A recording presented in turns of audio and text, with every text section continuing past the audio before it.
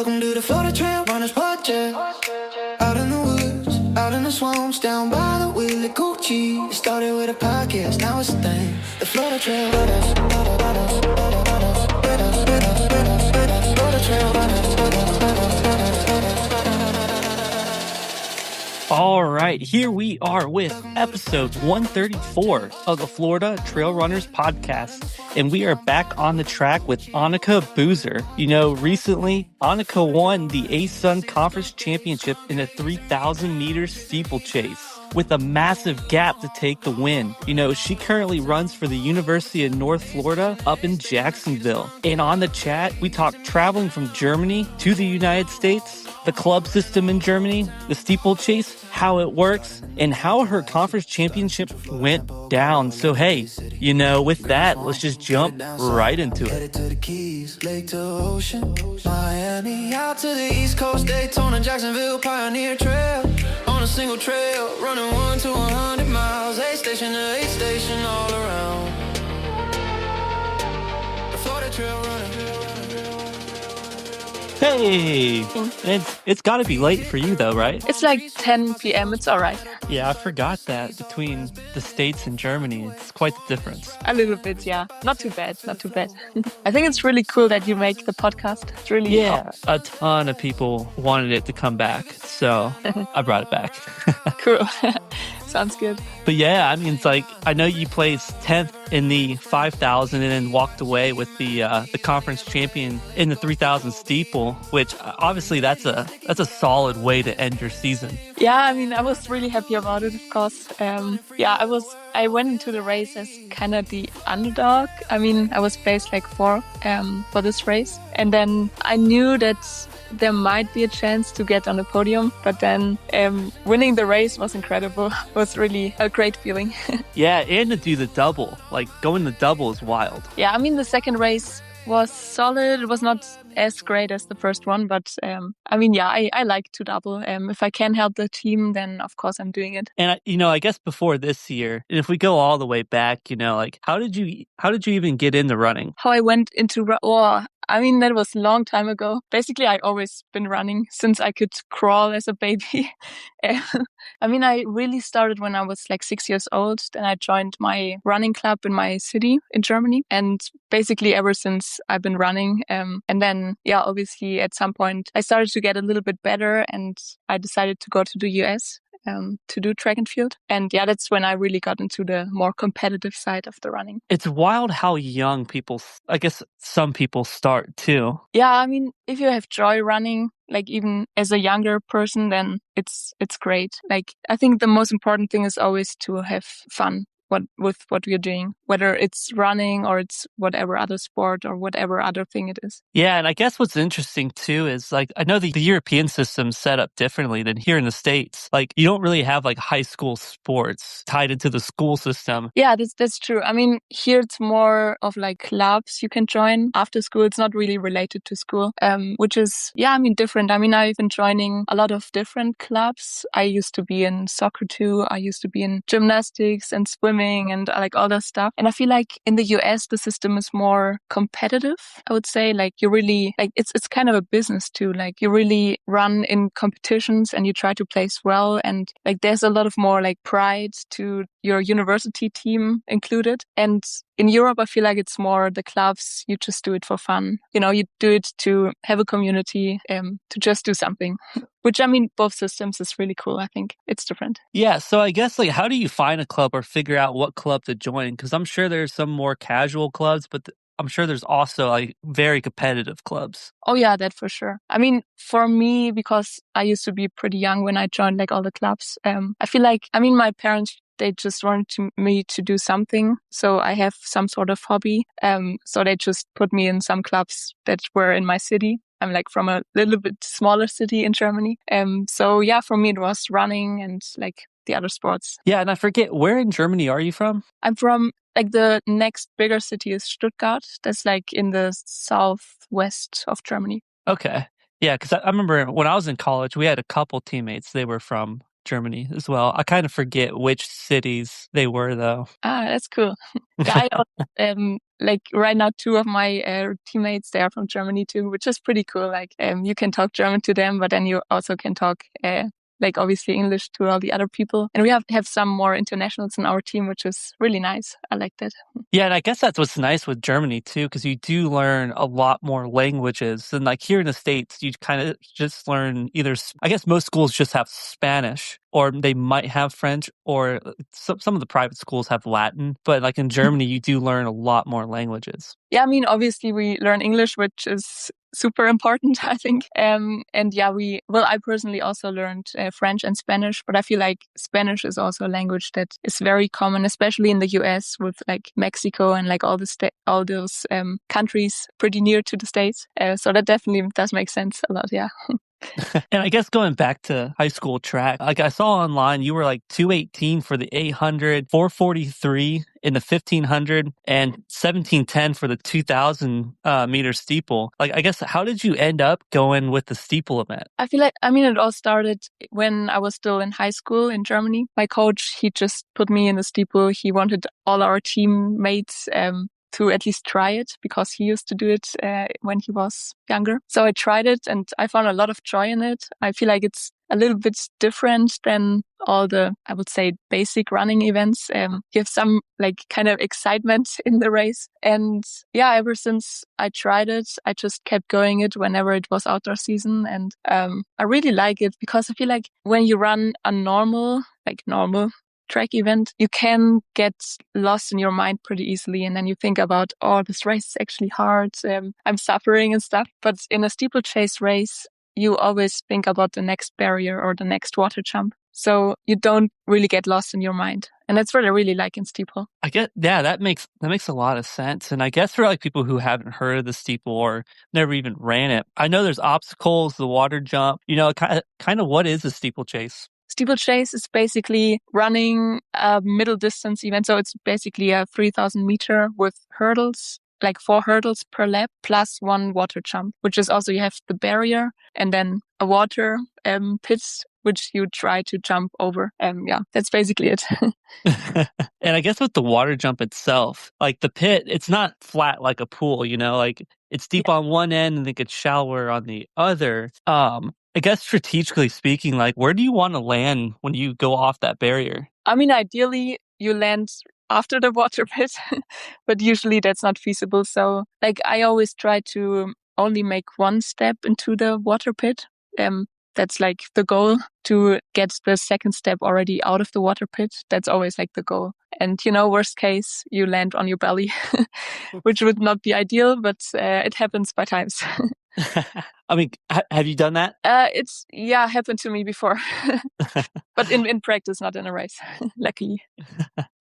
Now, like obviously your feet get wet too. Is that a factor on anything, or does it drain out of your spikes pretty well? I mean, it is a factor when you wear socks because the socks get very soggy and very heavy. So usually steeplechasers, they put off the socks and they just get in their spikes without socks. I feel like it's important to tie the spikes to put it very tight, very close to your feet, so you don't slip around. But usually, I mean, of course, you need to get used to it in the beginning, but it's not really an issue. It's more of an issue if you land completely in the water pit and then your whole body is wet. But like I said, you try to avoid that.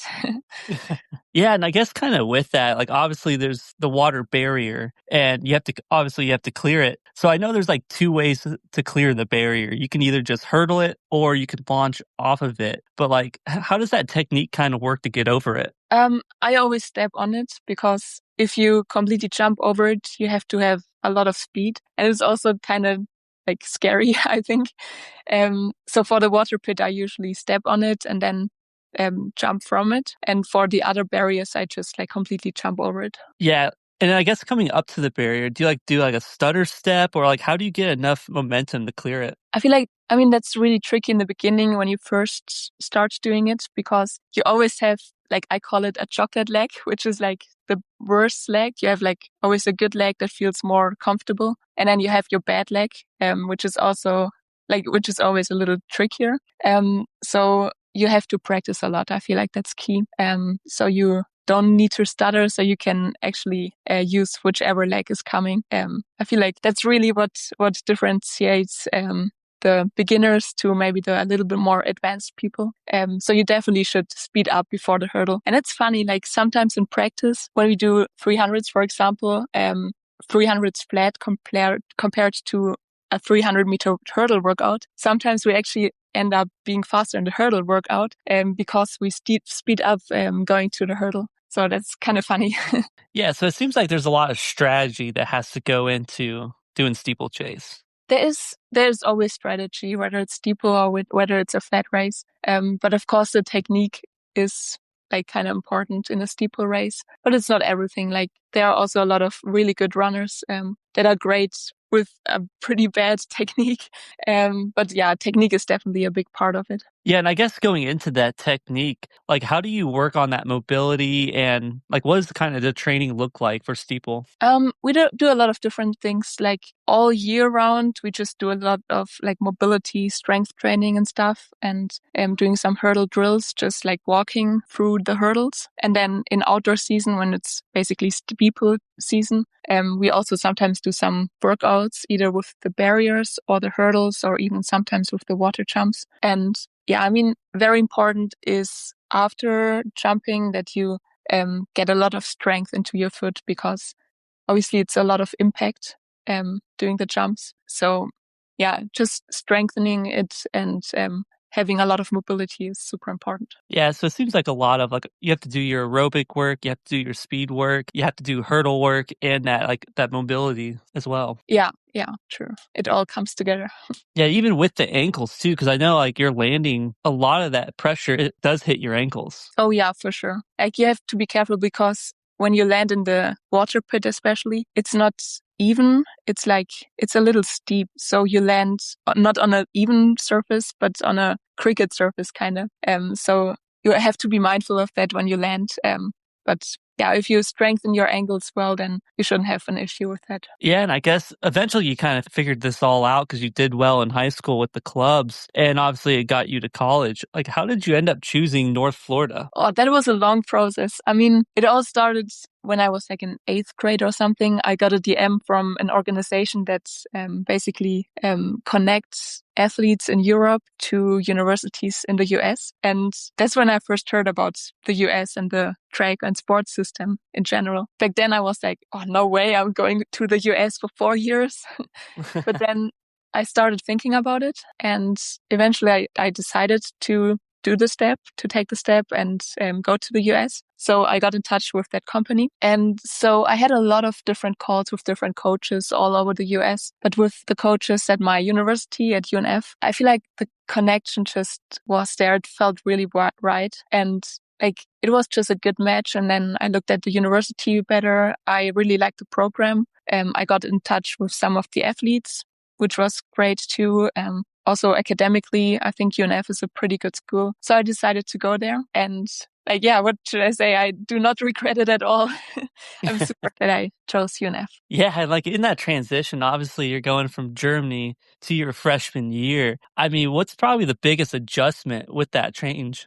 Oh, there was a lot. I mean, personally, the language was a big barrier for me in the beginning. Just following some conversations and being part of conversations.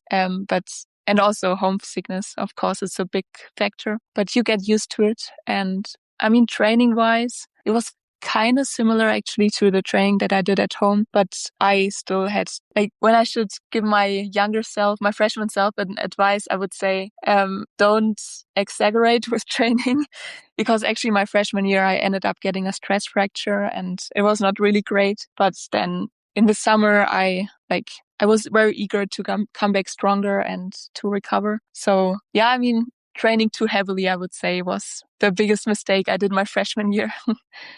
And not being very mindful. Yeah, and obviously the weather is totally different. Oh yes, that too. I mean, I first got to Florida in August, and when I first got out of the airport, I was like, oh my God, this is really hot here. And it really took a couple of days and weeks to adjust. But yeah, it's very nice in the winter though. compared to the weather in Germany.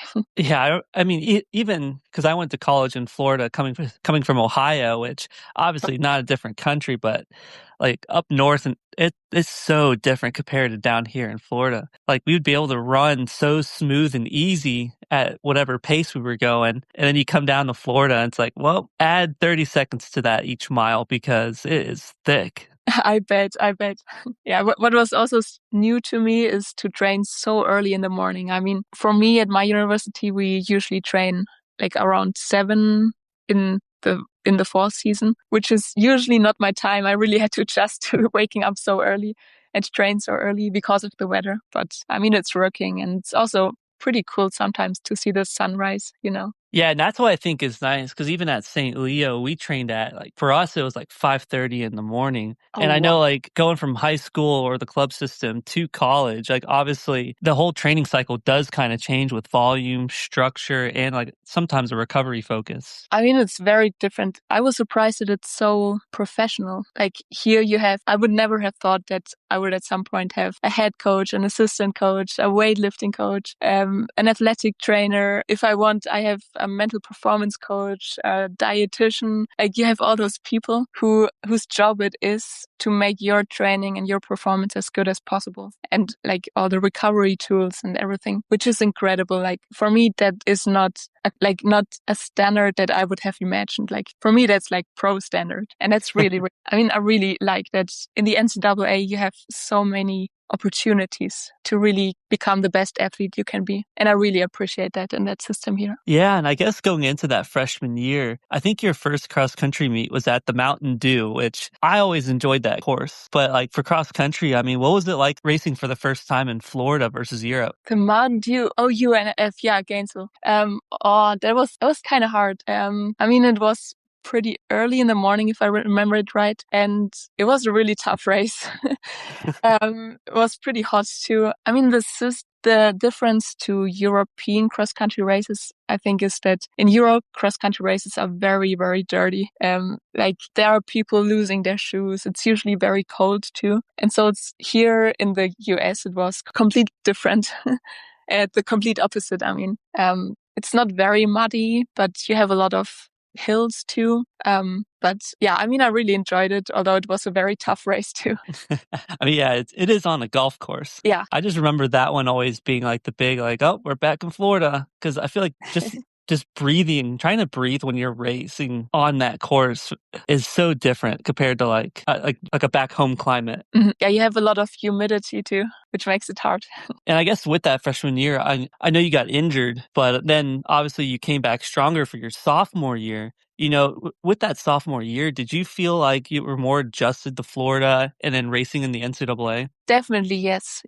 In my freshman year, I still had to figure out like my way of training and my way of like just being good at it. So after I got injured, I would not have thought that I would come back stronger, but I really logged in the summer to try to recover as well as possible and to get stronger.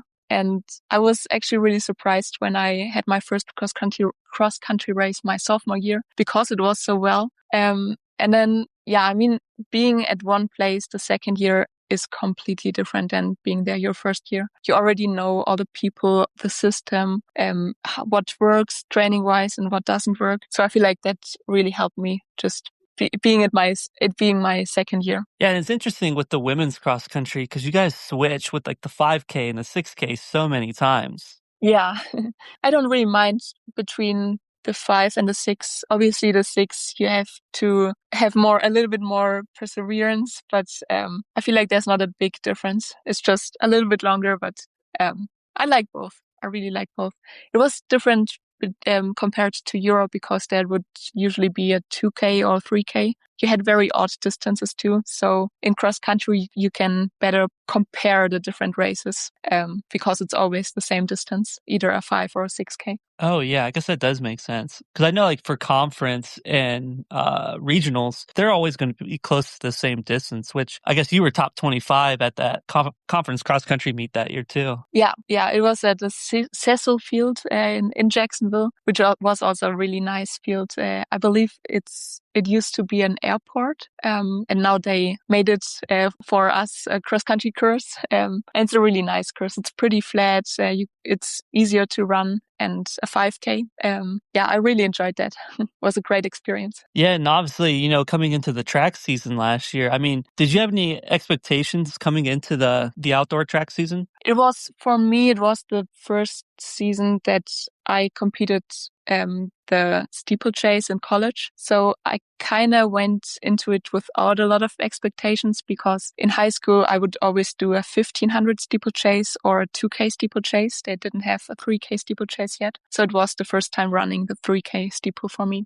So I didn't really have a lot of expectations. Of course, you always want to improve throughout the season. But yeah, so I went into my season pretty much without expectations. But it went well. I was happy with the season, definitely. Yeah, and obviously, you placed 9th last year at the conference championships in the steeple. Yeah, that was kind of an unlucky place, because the first 8 people score. And so as a 9th person, you go out of the race without scoring, which is kind of sad, but it was still all right. Like, to be honest, I was hoping for a little bit more. But it is what it is. But even with the steeple last year, coming into track season this year, did you kind of feel like that this season was going to be more of a breakthrough year? I was hoping for it, for sure. I was already feeling pretty good the cross country and the indoor season before that. To be honest, my season goal for this year was becoming sub 11, which I already achieved in the first race. So I was like super, super happy. I was like, oh wow, this is amazing. I mean, my PR the previous season was 11:01. And then I started this season's first race with a 10:44, I guess. And I felt amazing. Like, it was really, really cool. And then I got better from there. And like, this previous season was just so great for me. I'm so thankful for everything that happened. And yeah, I mean, the last race now, conference, I dropped another 13 seconds, I believe, of my previous PR, which for that race, I didn't really run for the time. I just tried to compete against the other people. And it went out becoming a really, really fast time for me, which, yeah, felt really good. Yeah, and I guess coming into conference this year, because you had already ran 10:09 on the indoor season. You had that 10:38 at the Pepsi relays, and then you won at the East Coast relays. So I guess coming into conference this year, what was that confidence level coming in? My confidence level, actually right before conference, it was not too great, because my last workout was not super good.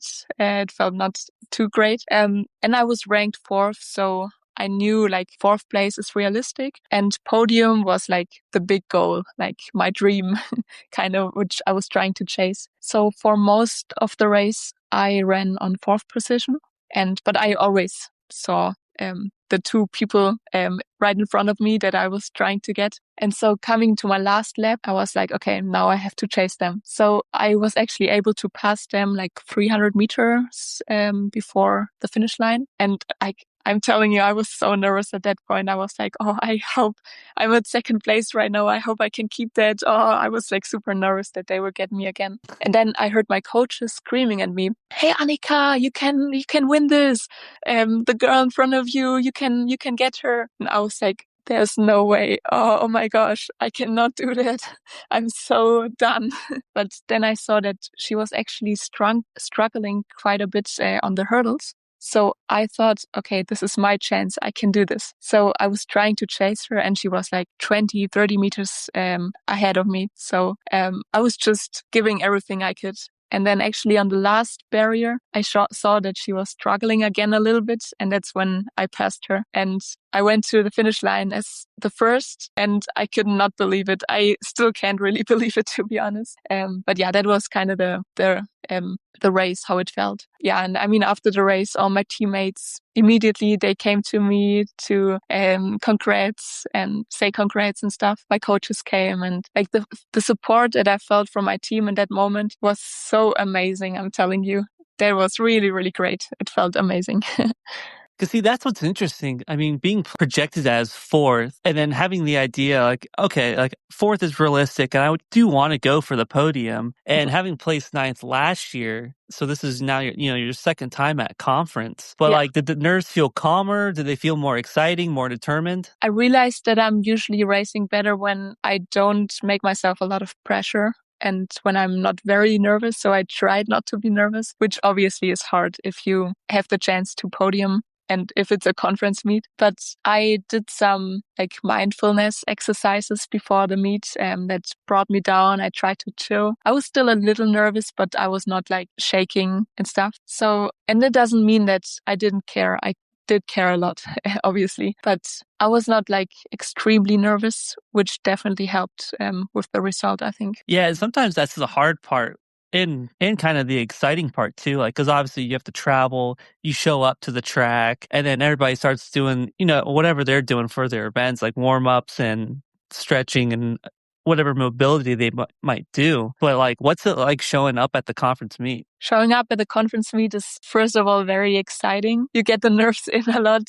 You just feel that it's an important race. You see the flags from all the different schools. You see all the people showing up. You see a lot of parents showing up for their children. And you just really know that it's a special race. It's not just any race. It's really the race that matters, Yeah, and coming into the 3,000-meter steeple this year, I mean, did you kind of have a game plan for like how you wanted to pace it, how you want to go for it? I was definitely trying not to start out too quickly because I know from myself I cannot really handle that.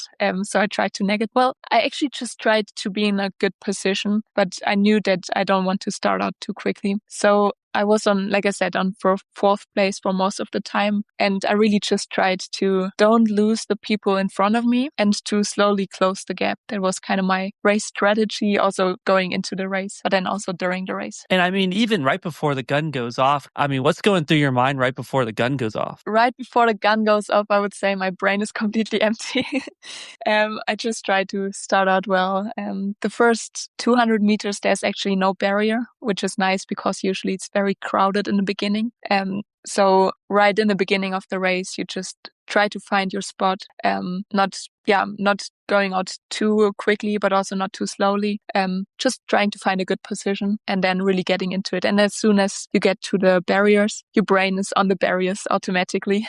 So that helps a lot too. Yeah, because I was going to say, do you remember how that first lap went down? Like, did the paces go out as expected? To be honest, for during the race, I don't have, especially for the beginning of the race, I don't have a lot of memory. I guess it's because I was kind of in the flow state, which is a good sign.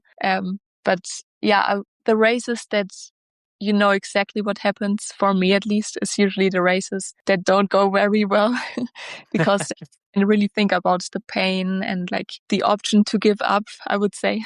So being in the flow, you just are very focused and just being in the moment and focused on what you're doing in the moment, not thinking about anything else. And for paces, I mean, I after the race, I saw the lap times and I think we went out pretty well, like not super crazy fast, which was also the plan. Yeah, so that went pretty well. Yeah, because that's what I think is interesting when you watch steeple too. Because sometimes people will have that more sit and kick mentality, or some will just kind of go out a little quicker. But it's always interesting when people start making the move, like either after the first mile or just before the first mile. Yeah, for me, I definitely made the move in the last lap. That's when I really realized, because I would say I'm fairly good at the hurdle technique, which I think brings me kind of an advantage. So I knew that when I really kick the last lap, I can pass people. And that's what I did. And yeah, it went well. Yeah, and I guess take me into that final lap. I mean, I know earlier you said you saw the other girl and then you knew you kind of knew that you had a chance. And a thing that I saw on Instagram was that, you came into the finish with that 12-second gap. I mean, how'd that final lap go down? Yeah, the final lap, first of all, I saw the two Lipscomb girls who were on place 2 and 3, maybe like 5 meters or so ahead of me. And so I chased them coming into the last lap and I got them like 300 meters before the finish line. And yeah, like I said, after that, I was just super nervous that they would pass me again because I was pretty exhausted already. And the first girl, she was a lot of ahead of me, like maybe 30 meters or 20, 30 meters, something like this. And at that point, like 300 meters before finish, to be honest, I did not think that I could catch her. I was just trying to stay on that position. But then I heard my coaches saying that I can actually catch her and that she's struggling a little bit on the hurdles. So I was just trying to chase her, although I was like very, very, it was very tough.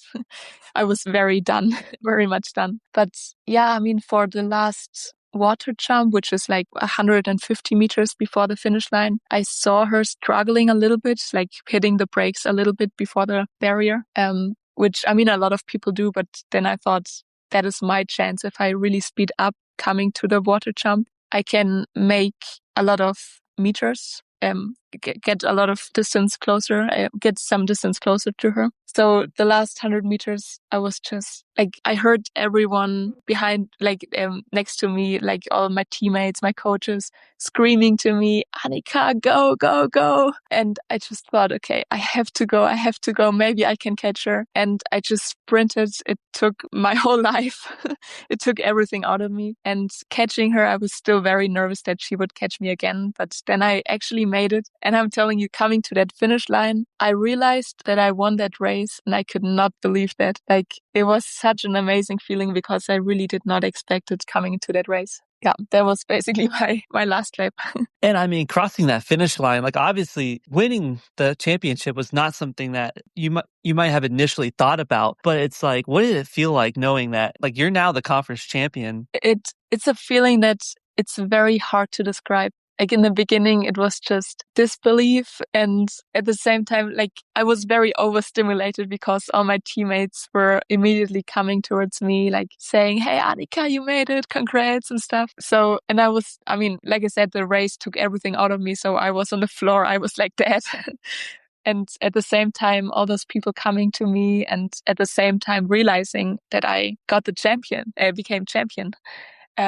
Yeah. So the first moment was just very overstimulated, but like super great. And then the time afterwards, like a lot of people reached out to me saying, hey, congrats, which still is an amazing feeling. And that night was very hard to fall asleep. I knew that I still had my second race the day afterwards. So I was trying to force myself to sleep, but all those feelings I had in my body made it very hard. Yeah, and with all the work this season, I mean, obviously the big success at conference and doing the double, what are things that you learned this year that probably doesn't show up on the results page? It's not only the big moments that matter, but also like quiet little moments, like just always showing up, always taking care of not only the practice part and training, but also like recovering well, sleeping enough, like eating properly, hydrating, getting in the electrolytes and stuff. Like all the stuff plays in together. And what I learned is that really being consistent and showing up and doing all those little things is so important. And I really emphasized on that this previous year and the year before too. And I feel like that is maybe what gave me that improvement. Yeah, I feel like in racing and training, like you really do learn a lot about yourself and what you're capable of. Yeah, for sure.